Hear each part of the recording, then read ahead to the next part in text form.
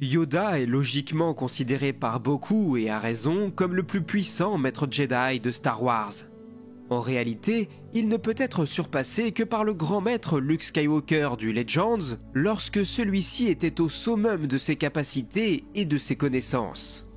Mais plus encore, si Yoda est aussi reconnu, c'est également de par son âge vénérable de près de 9 siècles. En effet, celui-ci souffle ses 900 bougies peu de temps avant de relâcher un dernier soupir.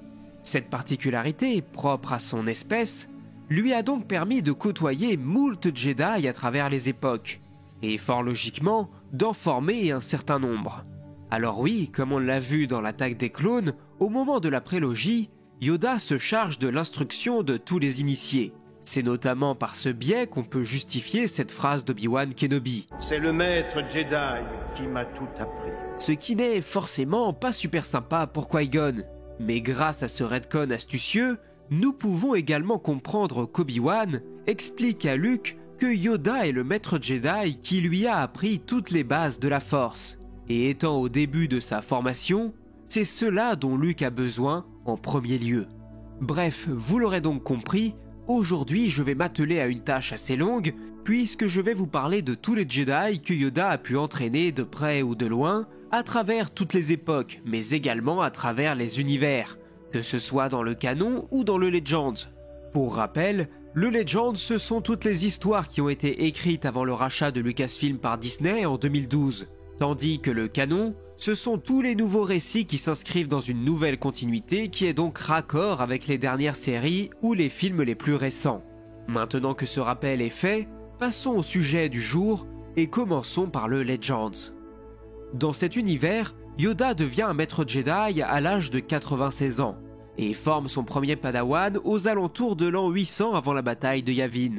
Par là même, Yoda se voit chargé de l'éducation des élèves Jedi présents à bord du croiseur Chun Tor, une véritable académie Jedi mobile avant que celle-ci ne s'écrase sur Dathomir, tombant entre les mains des terribles sorcières locales. Yoda s'est également rendu sur la planète Kushiba à la recherche d'un nouveau padawan, et c'est ainsi qu'il fait la rencontre d'un dénommé Ikrit, un jeune Kushiban qu'il prend sous son aile. Un an plus tard, celui-ci retourne sur sa planète natale, où il tente de venir en aide à sa communauté, ce qui lui confère un statut de héros parmi les siens.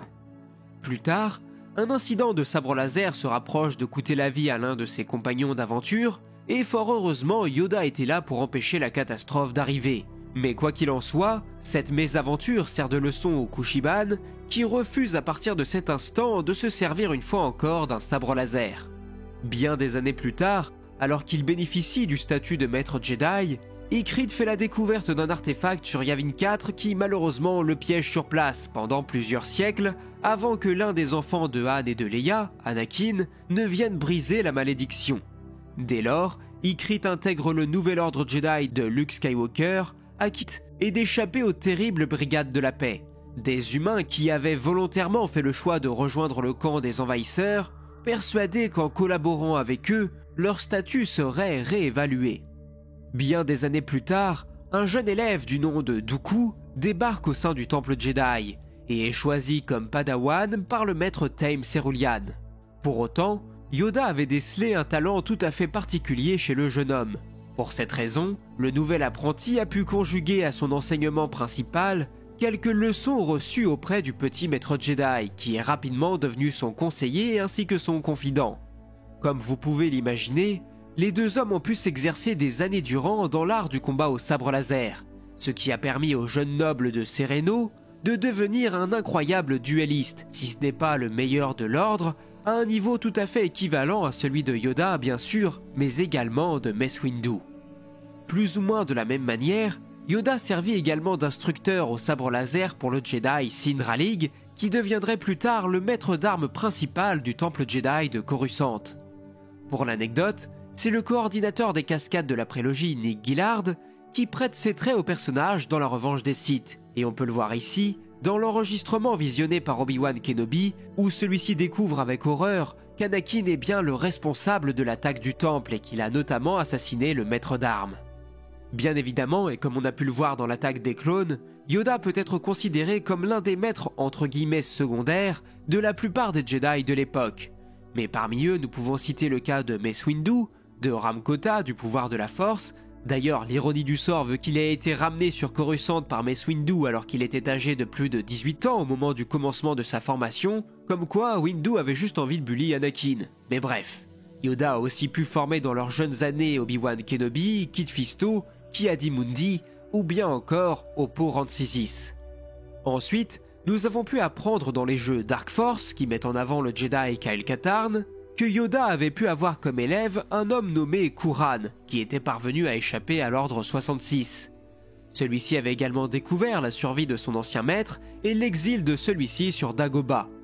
Il entreprend donc un périlleux voyage jusque sur cette planète, afin que le grand sage puisse éclairer son esprit quant à la voie sur laquelle il devait s'engager, mais également pour lui permettre de voir plus clair quant à cette histoire de Jedi qui aurait pu malheureusement basculer du côté obscur, que ce soit comme Anakin Skywalker qui était devenu un seigneur noir, ou d'autres comme Jerek qui servait l'empereur en tant qu'inquisiteur chargé de traquer les autres survivants Jedi de la purge. Malheureusement, dans les années qui suivent, Ran est capturé puis torturé par les inquisiteurs avant d'être brutalement décapité par leur leader. Plus tard, le Jedi servira de guide à Kyle Katarn en tant qu'esprit de force pour que celui-ci puisse accomplir leur destinée. Et pour en terminer avec le Legends, dans les comics Marvel sortis au début des années 80, Yoda a pu enseigner à deux frères et sœurs, Denin et Vila, les voies de la Force après que ceux-ci soient passés dans l'autre monde suite à leur lutte contre l'Empire. Ouais, c'est une histoire un peu étrange dont il ne sera plus fait mention ensuite. Mais maintenant que la partie Legends est faite, nous allons pouvoir passer au canon.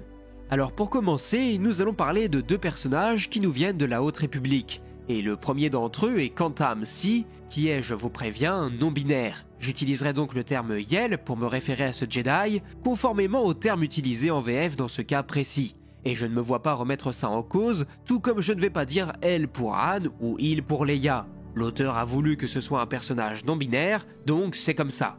Maintenant que cette mise au point est faite, voyons qui est Kantam Si. À une date inconnue, mais que nous pouvons estimer être autour de l'an -200, Yoda prend comme apprenti Kantam Si.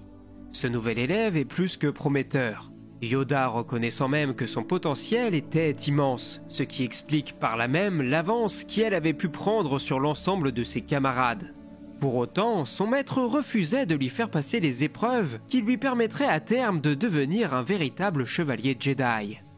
Kantam ne comprit pourquoi qu'une fois face au fait accompli.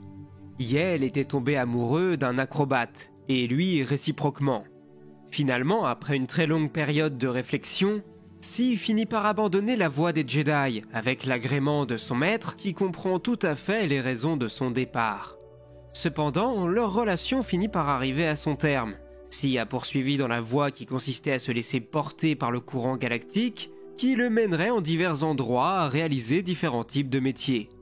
Un jour, sur Naboo, Si vient en aide à une jeune fille, Lula Talisola, qui lui fait comprendre quelle est sa place et que l'ordre Jedi a besoin de lui. Yoda accepte donc de le faire chevalier, ce qui lui permet aussitôt de prendre Lula comme padawan, qui avait jusqu'alors suivi les enseignements de Yoda à bord du croiseur le Star Hopper. Quelque temps plus tard, Kantam atteint le rang de maître Jedi et continue de servir l'ordre comme tous ses consoeurs et confrères, alors que la galaxie doit faire face au terrible Nihil qui la plonge dans l'une des ères les plus obscures que la galaxie ait eu à traverser. Contrairement aux Legends, le canon a fait en sorte que Dooku ait bel et bien été un apprenti direct de Yoda, bien qu'au départ, le jeune homme avait souhaité devenir le padawan de la maître l'aînée Kostana qui se distinguait de ses pairs de par sa mission qui consistait à étudier des anciennes reliques Sith. En l'an -42, Dooku informe son ancien maître de son intention de quitter l'ordre Jedi, ce qui déçoit considérablement le vieux maître qui permet néanmoins à son ancien élève de conserver son arme. Bien des années plus tard, alors que la galaxie subit le joug de l'empire tyrannique de Palpatine, Yoda s'est réfugié sur Dagobah, où peu à peu, il semble avoir perdu tout espoir, persuadé qu'il est le principal fautif qui a permis l'ascension au pouvoir des Sith. Lorsqu'Obi-Wan est vaincu par Vador dans l'étoile de la mort et que celui-ci réapparaît en fantôme de force, Yoda refuse pendant longtemps de converser avec lui.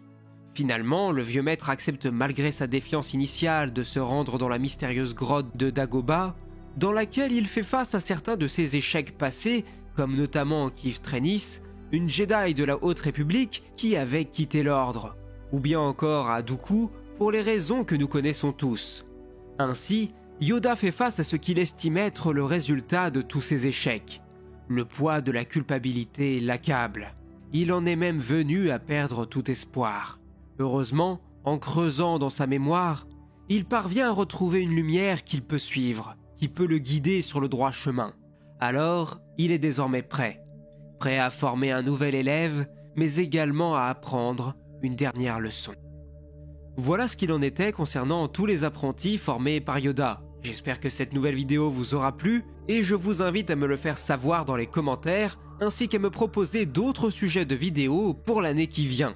Comme d'habitude, vous pouvez soutenir la chaîne en faisant un don sur Tipeee ou en devenant un membre soutien de la chaîne directement sur YouTube. De mon côté, il ne me reste plus qu'à vous dire à la prochaine pour de nouvelles vidéos. C'était Absolute et que la force soit avec vous. Ciao.